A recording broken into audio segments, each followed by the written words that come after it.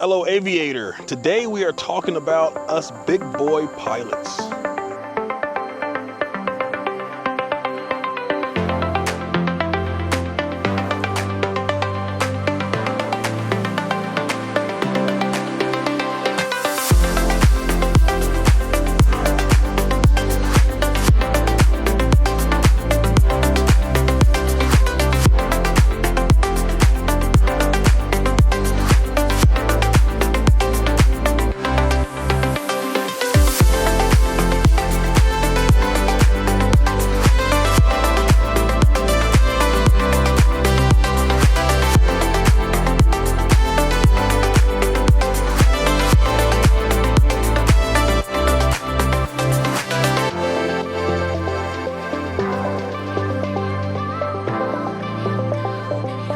So this YouTube channel is really serving as just a continuation from my TikTok at Bird Takes Flight.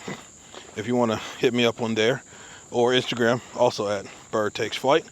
And it's the journey of me taking the leap and taking the giant loan and doing a career switch into an airline pilot. Now, if you're over from my TikTok channel, first off, thanks for coming over.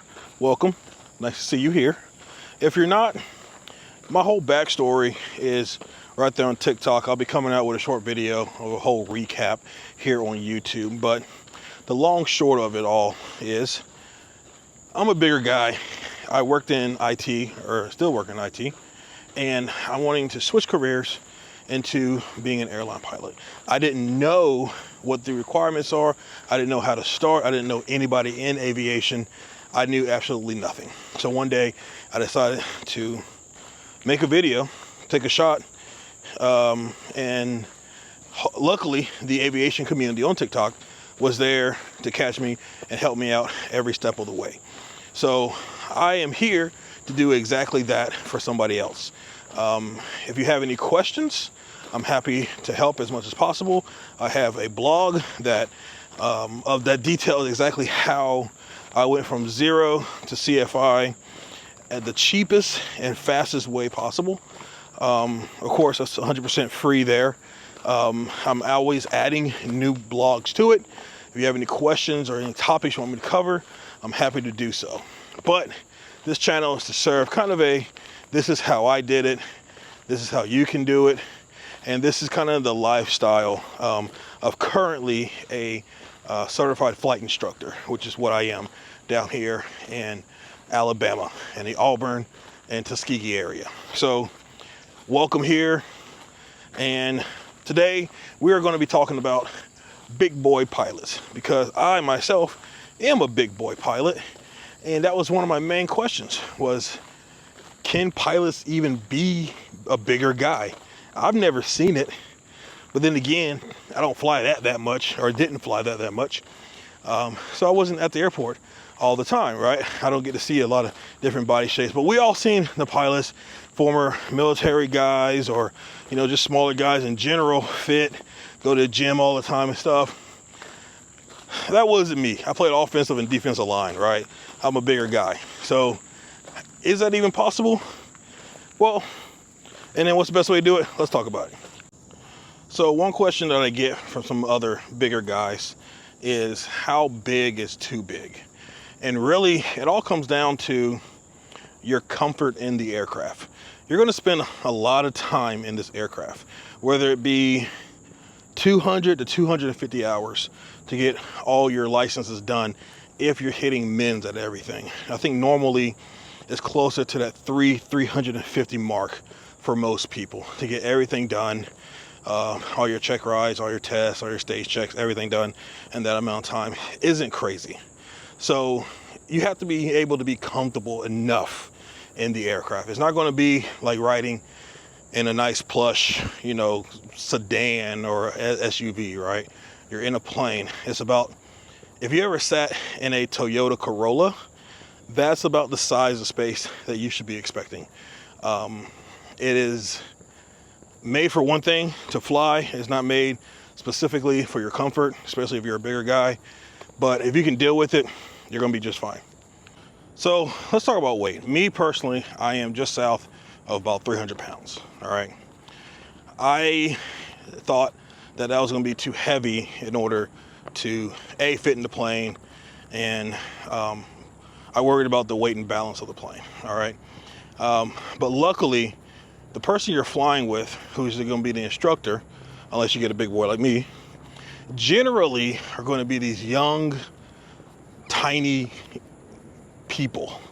All right. Tiny, young people who are, early 20s, and they are themselves starting off in the pursuit of the aviation career.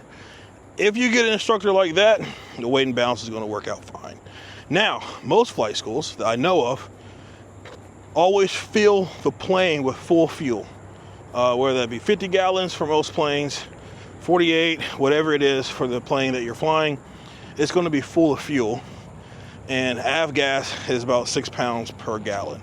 All right. Now, need be, but probably won't, but if you need, then you can fly with tanks not being full. Will that cut a little bit into your training time? Perhaps, right?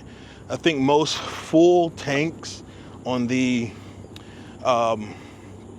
training planes, like a 172 or a Piper Cherokee, most endurance time that you're going to have with full tanks is going to be 5 hours. So then you move it down to 4 hours to have a safety margin in there so you don't have to worry about running out of fuel.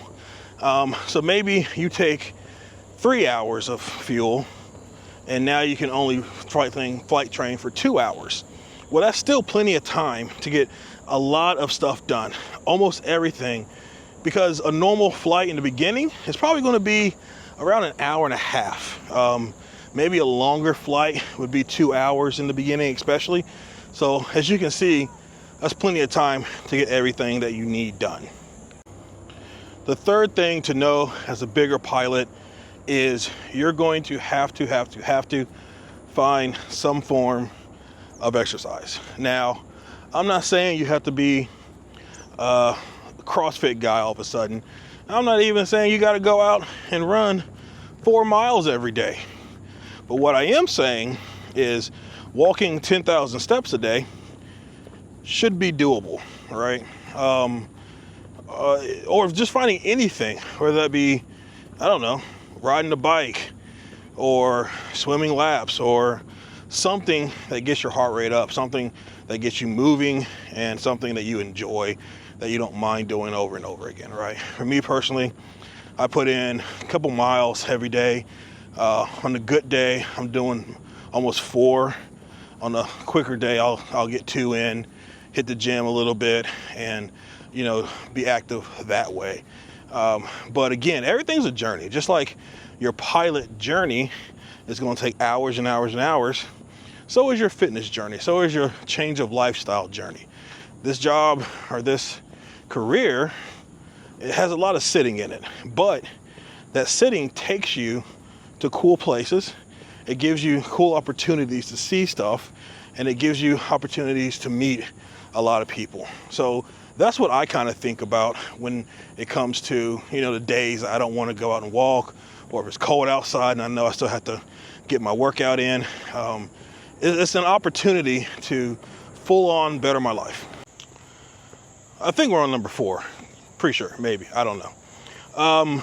Number 4, being a bigger pilot, allow those that you fly with and those that you're starting to meet at the airport, allow them to help you, right? If they're going out for a run or they're going out to do some kind of activity and they offer for you to tag along, do it. If they're hitting the gym afterwards, go.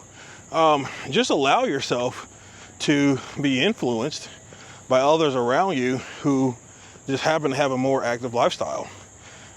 Use it to your advantage. Don't feel like, just because you're bigger and you don't want to, be felt like you're holding them back or you're the slowest one or whatever.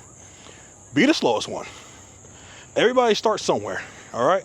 So get out there and really take advantage of people wanting to hang out with you. Make some friends. Be sociable. I'm walking by myself.